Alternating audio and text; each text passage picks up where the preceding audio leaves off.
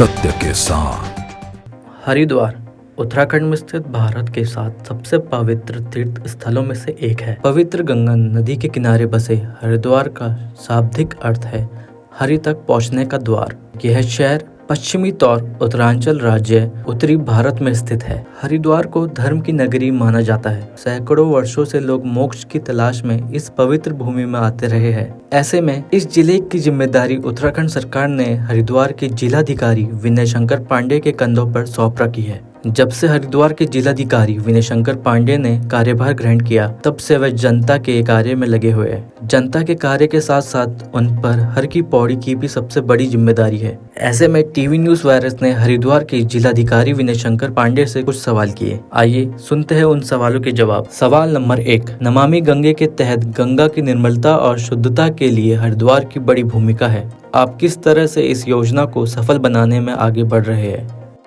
देखिए, हम सभी को ये अच्छी भांति विदित है कि माँ गंगा हमारे लिए आस्था का विषय होने के साथ साथ इस पूरे मैदानी क्षेत्रों के लिए एक जीवनदायिनी नदी भी है और बड़े बड़े धार्मिक आयोजन भी इसी गंगा के पवन पावनी तट पर होते हैं। साथ ही साथ सिंचाई की व्यवस्था, जल की, पेयजल की, ये सभी व्यवस्था के लिए माँ गंगा का हमेशा से आशीर्वाद रहा है। माननीय प्रधानमंत्री जी ने नमामि गंगे कार्यक्रम इसी उद्देश्य से प्रारंभ किया था कि माँ गंगा की जो स्वच्छता है और निर्मलता है वो अक्षुण्ण रहे।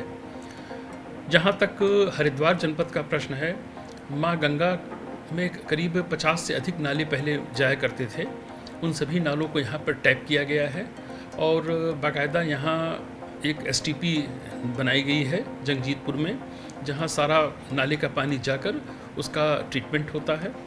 हमारी यहाँ के जो अखाड़ा परिषद के कई वरिष्ठ साधु संतों से बातचीत हुई थी, उसमें जूना पीठ के जो पीठाधीश्वर माननीय आचार्य अवधेशानंद जी हैं, उन्होंने बड़ा अच्छा प्रस्ताव दिया है कि इसमें एक एक्सप्रेशन ऑफ इंटरेस्ट के माध्यम से उन्होंने कहा है कि बड़ी विस्तृत मीटिंग हम लोग करेंगे और सभी अखाड़ों को हम कुछ घाट आवंटित कर देंगे। तकरीबन 73 हमारे घाट हैं माँ गंगा के। उनके अखाड़ों का काम केवल उस तट को साफ सुथरा रखना है। कोई ये बैनर या पोस्टर नहीं लगेगा कि अमुक अखाड़े का घाट है। घाट जैसे नगर निगम देखरेख कर रहा है, स्वामित्व उसी का होगा। ये टोटल वॉलंटरी होगा और उसके आधार पर इनकी साफ़ सफाई का काम चलेगा। नगर निगम भी अपने यथाशक्ति उन घाटों की साफ़ सफाई व्यवस्था में लगा हुआ है और जितने भी हमारे सामाजिक और NGO संगठन हैं वो भी लगातार इस काम में लगे हुए हैं। प्लास्टिक को उस एरिया में टोटली बैन किया गया है। लोगों में कन्फ्यूज़न होता है कि जो प्लास्टिक के केन हैं ये वहाँ पर चल रहे हैं, लेकिन वो सब रिसाइकेबल हैं, इसलिए उनको बैन करने का औचित्य नहीं है। यहाँ तक कि लोग चटाई पे जो बैठते थे प्लास्टिक की, उसको भी हटाकर किराए की दरियों को भी देने की व्यवस्था हम लोग शुरू कर रहे हैं और हम उम्मीद करते हैं कि इसमें हम जरूर सफल होंगे। सवाल नंबर 2, यूपी और उत्तराखंड की पारिसंपत्तियों का बड़ा मुद्दा हरिद्वार से जुड़ा है। फिलहाल क्या स्टेटस है? देखिए, ये जो प्रकरण है ये काफ़ी हायर लेवल का है, ये डिस्ट्रिक्ट लेवल का प्रकरण नहीं है और इसमें माननीय मुख्यमंत्री उत्तर प्रदेश और माननीय मुख्यमंत्री उत्तराखंड की भी उच्च स्तर की वार्ता हुई है। डॉक्यूमेंट्स का आदान प्रदान भी किया गया है और उसी की कड़ी में आपने देखा होगा कि पिछले दिनों हमारा जो टूरिस्ट रेस्ट हाउस था जो अलकनंदा उत्तर प्रदेश का था, वो संपत्ति के हस्तांतरण में उत्तराखंड को प्राप्त हो गया है। उसके बदले में हम लोगों ने, उत्तराखंड सरकार ने एक ज़मीन दी थी जहाँ पर उत्तर प्रदेश सरकार ने अपने भागीरथी टूरिस्ट रेस्ट हाउस का निर्माण किया है। प्रकरण अभी भी कुछ विचाराधीन है और माननीय मुख्य सचिव के स्तर से और माननीय मुख्यमंत्री जी की ओर से लगातार इस पर कार्रवाई की जा रही है। जैसे भी इस पर प्रगति होगी वो शीघ्र अवगत करा दी जाएगी। अवैध खनन और भू कब्जे सबसे बड़ी चुनौती है। धामी सरकार के जीरो टॉलरेंस पर क्या कोई खास अभियान चला रहे हैं? इस बात का मैं दावा कर सकता हूं कि अवैध खनन पर 100% नियंत्रण है। वैसे भी 30 जून से जब बरसात का महीना शुरू होता है तो माइनिंग बंद हो जाती है और ये 30 सितंबर तक बंद रहती है। जब ये बंद रहती है तो हमारा जो पोर्टल जिससे ट्रांजैक्शन होता है वो भी सेंट्रली लॉक कर दिया जाता है। यदा कदा शिकायतें आती हैं। आपको पता है कि हरिद्वार जनपद की सीमाएं काफ़ी लंबी हैं। महत्वपूर्ण ये नहीं होता है कि कहीं पर शिकायत आई है, महत्वपूर्ण ये होता है कि शिकायत के आने के बाद प्रशासन ने और पुलिस ने किस तरह से रेस्पॉन्ड किया।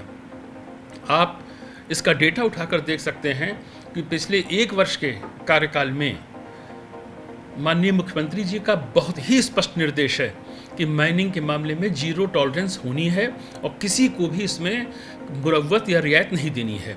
उसी का नतीजा है कि आज करीब 35 स्टोन क्रशर हमारे सील पड़े हुए हैं। सवाल नंबर 4, हरिद्वार की पवित्रता और विश्व में गरिमा बनी रहे, क्या आपने इसके लिए कोई खास विजन बनाया है?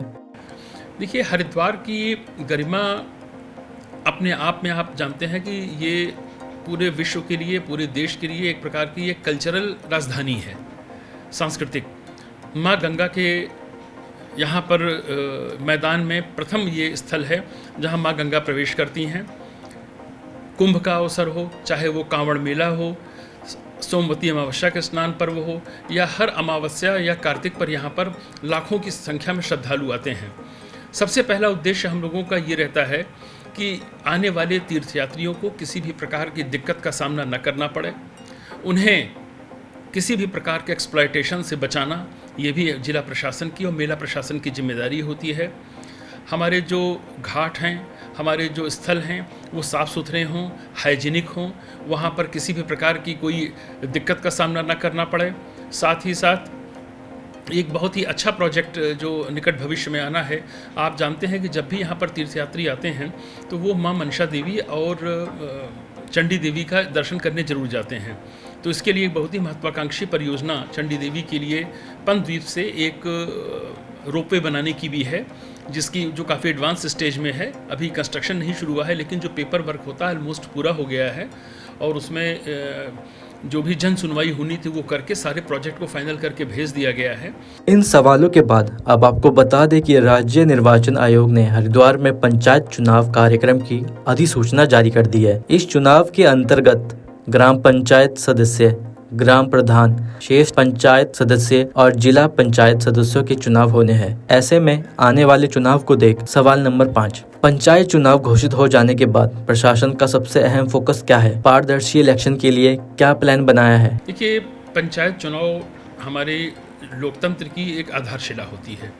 जो त्रिस्तरीय पंचायत चुनाव हैं, इसकी घोषणा कल उत्तराखंड सरकार ने की थी। आज पूर्वाह्न में इसकी अधिसूचना निर्वाचन आयोग ने कर दी और अभी 10 मिनट पूर्व ही डिस्ट्रिक्ट लेवल से जो रिक्वायरमेंट है उसकी भी अधिसूचना जारी कर दी गई है। पूरे जनपद में जहां त्रिस्तरीय पंचायत चुनाव हो रहे हैं वहां धारा 144 लगा दी गई है।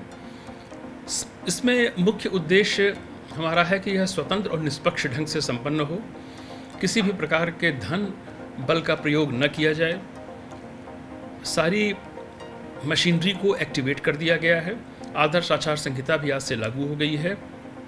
कल इसी सिलसिले में मैंने सभी अपने एसडीएम्स की, बीडीओज़ की और साथ ही पुलिस के अधिकारियों की एक वीसी भी की थी और उन्हें आयोग के जो निर्देश होते हैं उनसे अवगत करा दिया है। इलेक्शन की सारी तैयारियां हमारी लगभग पूरी हैं, क्योंकि पहले ये अगस्त में एक्सपेक्टेड थी, लेकिन बाद में किन्हीं कारणों से ये आरक्षण के इश्यूज़ को लेकर थोड़ा सा विलंबित हो गया। तो हमारी पूरी तैयारियां कर ली गई हैं। 131 सेक्टर और 18 जोन इसमें बनाए गए हैं। सेक्टर मजिस्ट्रेट और जोनल मजिस्ट्रेट की भी तैनाती डे आफ्टर टुमारो कर दी जाएगी और 5 तारीख से वो अपने फील्ड में निरीक्षण करना क्षेत्र का शुरू कर देंगे। आप भली भांति परिचित हैं कि इसमें मतदान 26 तारीख को होना है। जिस प्रकार से हम लोगों ने विधानसभा के चुनाव को एक चैलेंज के रूप में लेते हुए बहुत ही पीसफुल हरिद्वार का चुनाव संपन्न हुआ था, मैं उम्मीद करता हूं कि हमारे उत्तराखंड में हरिद्वार जनपद में जो त्रिस्तरीय पंचायत चुनाव हो रहा है वो भी बहुत ही स्वतंत्र, निष्पक्ष और शांतिपूर्ण ढंग से संपन्न होगा। तो ये थे हमारे सवाल, जिसका हरिद्वार के जिलाधिकारी विनय शंकर पांडे ने दिए जवाब। Bureau report, TV news virus.